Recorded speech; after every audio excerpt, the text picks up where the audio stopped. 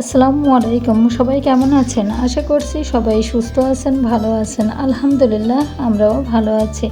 আবারও নতুন একটা ব্লগ ভিডিওতে ওয়েলকাম জানাচ্ছি। আশা করছি আপনাদের কাছে ভালো লাগবে। এই যে আপনাদের ভাইয়া কিন্তু মুরগি নিয়ে আসছিল। তো আমিও গিয়েছিলাম অবশ্য ওইখানে মার্কেটে গিয়েছিলাম। তো ওইখান থেকে আসার সময় যে মুরগি নিয়ে আসা হলো, তো আটটা মুরগি নিয়ে আসছে। তা ৮টা মুরগির মধ্যে বলল একটার থেকে ৪ পিস করে করবা। তা ৪টা দিয়ে আমি ৪ পিস করে করেছি। মানে ৪ পিস করে করলে পরে ১৬ পিস হয়। তা ওইটা আলাদাভাবে করে রাখতে বলল। উনি বলল যে ওটা দিয়ে রান্না করবে, বিরিয়ানি রান্না করতে বলেছিল তাই। তা বলল কেটে রাখো, বিরিয়ানি রান্না করো। আমি ওইভাবে করে কেটে ধুয়ে রেখে দিলাম। আর আমি তো আর কোনো কিছুই ভিডিও করতে পারিনি, কারণ অনেক ক্লান্ত। আর তাছাড়াও মেশিনের কাজ না অনেক আছে। মানে উঠতেই পারছি না, কারণ মেয়েদের তো অনেকগুলো, একজনের ৩টা ৪টা করে রয়েছে। তারপরে আমাদের যে বাপের বাড়িতে আছে কিছু, এগুলো বানাতে যায় না, আমি আর কোনো কাজই করতে পারছি না।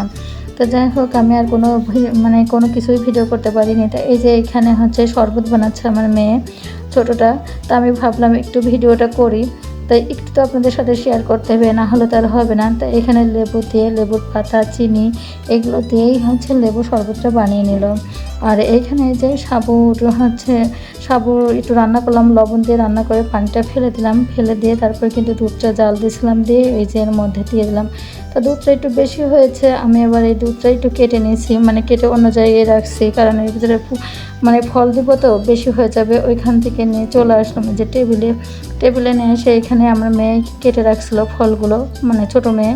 তো আবার ছোটো ছোটোকে কাটাটাই বেশি পছন্দ করে, ও বেশি বড় জিনিস বেশি বড় দাঁতে বাতলে সেটা আর পছন্দ করে না। তো এইভাবে করে কেটে রাখলো, আমি যেগুলো সব মিশিয়ে দিলাম। তো এখানে ইসের ছিল, তরমুজ ছিল, আঙ্গুর ছিল, তারপর যে খেজুর ছিল, কিছু কিশমিশ দিয়েছি। তো এটা দেওয়ার পরে এইখানে রাখলাম, একটু ফ্রিজে রেখে একটু ঠান্ডা করলাম, হালকা ঠান্ডা করছি, কারণ আমি তো বেশি ঠান্ডা খাইতে পারি না, আপনাদের ভাইও না। তো যাই হোক, এটা খাইতে না অনেক ভালো লাগছিলো, সারাদিন রোজা থেকে তো এগুলো খাইলে পরে খুবই ভালো লাগছে। আর এমনিতেই বুকে ব্যথা করছে, আজ 2 দিন ধরে আমি অনেকটাই অসুস্থ, বুকে ব্যথা করছে প্রচুর। তা ভাবলাম যে আর ভাজা পোড়া খাবো না। তা ভাজা পোড়া করছি, কিন্তু অফ ক্যামেরাতেই করছি আপনাদের ভাইয়ের জন্য, মেয়েরা খেয়েছে এটাই, আর আমি শুধু এটাই খেলাম, তাই আপনাদের সাথে একটু শেয়ার করলাম। করে তারপর ছেড়ে ইফতারটা করে তারপর চলে গেছি নামাজের থেকে এসে তারপর দেখি যে ইফতারের পরে যে কত থালাবাটি ঘটি হয়, সেটা তো আপনারা সবাই ভালো জানেন, কম বেশি সবাই জানেন। তো ওইগুলোও ছিল, সব কিছুই সিঙ্কের মধ্যে। আমি এসে তারপরে ওইগুলো পরিষ্কার করলাম, পরিষ্কার করে তারপরে কিন্তু আমি এই যে সেহরির জন্য রান্না করব। আজকে তো দুপুরে রান্না করতে পারিনি। আপনাদের ভাই আবার আসার সময় মাছটা নিয়ে আসছিলো, শোল মাছ। তারপর বললো যে এই মাছটা আজকে রান্না করো। তা আমি এবার শোল মাছটাই রান্না করছি। তা হলুদ লবণ দিয়ে শুধু তেলের উপর দিয়ে একটু মাছটা কষিয়ে নিলাম। আর এইখানে যে তেলের উপরে আলুগুলো দিলাম, দিয়ে এখানে ঝাল, পেঁয়াজ, রসুন বাটা, আদা বাটা, একটু জিরার গুঁড়ি, পরিমাণ মতো হলুদ লবণ সব কিছু দিয়ে একটু ভালো করে নাড়াচাড়া করে একটু কষানো পানিটা দিয়ে দিলাম। দিয়ে এই যে নাড়াচাড়া করে আবার কিন্তু একটু ঝোলের পানি দেবো।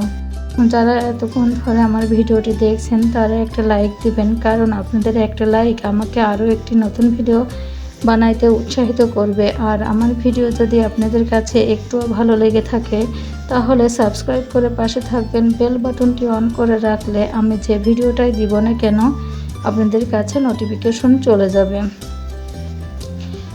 কারণ ভিডিও না দিলে পরেও আমার চ্যানেলের অনেক বড় সমস্যা হয়ে যাচ্ছে, একদম কমে যাচ্ছে। আর আমার তো এ ধরনের তো এরকম হয়, অনেক কমে যায়, আবার 2 দিন ভিডিও দিলে আবার একটু বাড়ে, আবার কমে যায়, এমনই হয়। তো যাই হোক, এই যে তরকারিটা নামিয়ে ফেললাম। নামানোর পরে আমি কিন্তু এখানে জিরাটা টেলে একটু গুঁড়ো করে তবে ছিটাই দিয়ে দিলাম। তরকারিটা খাইতে কিন্তু অনেক ভালো লাগছিল, কারণ শোল মাছ আলু দিয়ে রান্না করলে অনেক ভালো লাগে, আপনাদের ভাইয়ের অনেক পছন্দ এই তরকারিটা। তো যাই হোক, পরে যে আমার মেয়েরা আবার বলছিল যে শুটকি মাছ দিয়ে একটু পুঁই শাক রান্না করার জন্য। তা আমি এটা এখনও রান্না করিনি কখনো, আজকেই প্রথম রান্না করলাম শুটকি মাছ দিয়ে, তারপরে লটকা শুটকি দিয়ে পুঁই শাক রান্না। আসলে এটা আগের থেকে মেয়ে কেটে রাখছিল, যে শোল মাছ যে রান্না করবো সেটা আর বুঝতে পারিনি। তাই এটা রান্না করছি। তাই এটা হচ্ছে আমি এই যে আগে হচ্ছে শুটকিগুলো কিন্তু আমি কেটে তারপরে হচ্ছে মানে তেল ছাড়াই হচ্ছে আগে ভেজে নিলাম, ভেজে নিয়ে তারপরে কিন্তু একটু পানি দিলাম, দিয়ে একটু ওই যে গরম হয়ে গেছে তখন কিন্তু খুব ভালো করে পরিষ্কার করে নিলাম গরম পানিটা দিয়ে। তারপরে তেলের উপরে নাড়াচাড়া করে একটু মানে নাড়লাম, নেড়ে তারপরে কিন্তু ঝাল, পেঁয়াজ, লবণ, হলুদ, একটু রসুন বাটা, একটু জিরা বাটা, একটু পেঁয়াজ বাটা এগুলো দিয়ে দিলাম, দিয়ে নাড়াচাড়াটা করলাম, করে তারপরে একটু কষানো পানি দিয়েছিলাম, কিন্তু দেওয়ার পরে এই যে পোশাকগুলো ধুয়ে কেটে রাখছি সেটা কিন্তু আমি এর মধ্যে দিয়ে নাড়াচাড়া করে তারপরে কিন্তু একবারে পানিটা দিয়ে দিব। আর এই পোশাকটা অবশ্য আমার মেয়ে কেটে রেখেছে, পুঁই শাক, আলু, মানে বড় মেয়ে কেটে গুছিয়ে রেখে দিয়েছে ধুয়ে সব কিছু করে। জাস্ট আমি মেশিনেতে উঠে তারপরে সব কিছু ওই যে মানে কাজ মাজ একটু করছি, সেগুলো করে তারপরে রান্না করতে আসলাম। এই যে সেহরির জন্য রান্না তো মানে এই করছি, ইফতারটা করে একটু রেস্ট নিয়েছি, নেওয়ার পরে কিন্তু আমি এই যে থালাবাটিগুলো ধুয়ে তারপরে রান্না করতে আসলাম। অনেকটাই কষ্ট হচ্ছে, কেন যেন হাঁপ ধরে যাচ্ছে, বুকে প্রচণ্ড ব্যথা করছে। ভিডিও মানে শেয়ার করতে ইচ্ছাই করছিল না, তাও ভাবলাম একটু করি, না হলে পরে একেবারেই হচ্ছে মানে চ্যানেলটা একেবারেই ডাউন হয়ে যাচ্ছে। একেবারে ছোট্ট একটি ভিডিও আজ এইখান থেকেই শেষ করলাম। তো যারা এতক্ষণ ধরে আমার ভিডিওটি মানে দেখছেন তাদেরকে অসংখ্য ধন্যবাদ। আসসালামু আলাইকুম, আল্লাহ হাফেজ।